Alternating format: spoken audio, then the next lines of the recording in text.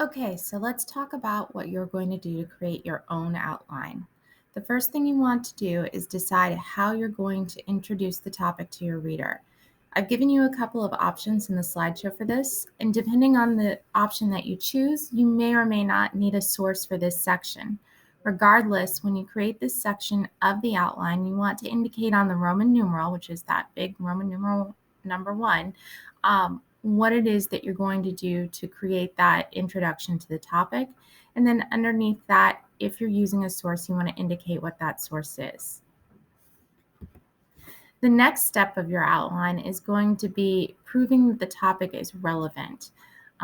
Reminder, this can include how many people are affected by the topic, how much money is involved in this topic, if there are existing laws. There's a lot of different ways to establish this. If you don't already have anything like this in your sources, you're going to want to find a one-hit wonder in order to establish the relevancy of your topic. After this, you're going to want to think about the person who's reading your paper. What do they need to know in order to understand your paper? Are there key terms that you're going to be using that need to be defined? Are there concepts that you're going to be relying on them understanding for the paper to make sense? Whatever it is that they need to know, you need to establish that in this section of the paper. This is relevant background information for them.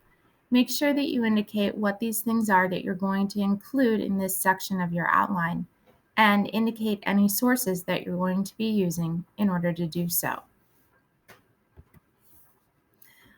Once you've established your topic, its relevance, and the necessary background information, you can move on to establishing the research question that you've developed and identifying the areas of focus that you're going to use to answer that question.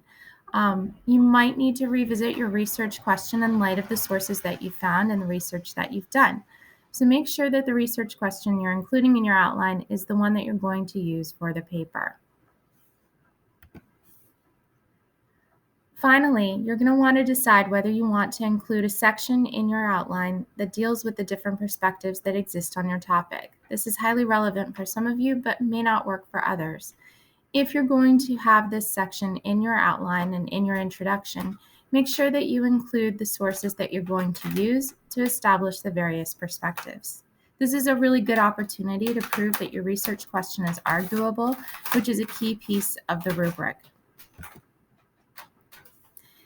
Once you've collected all these ideas and sources and information, you're going to move on to step 7, which is using those responses to create the outline based on the model that you were shown.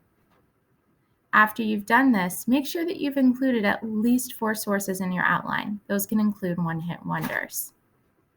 When you're done, look at the rubric and make sure that you've done everything that's included on the meets or exceeds piece of the rubric.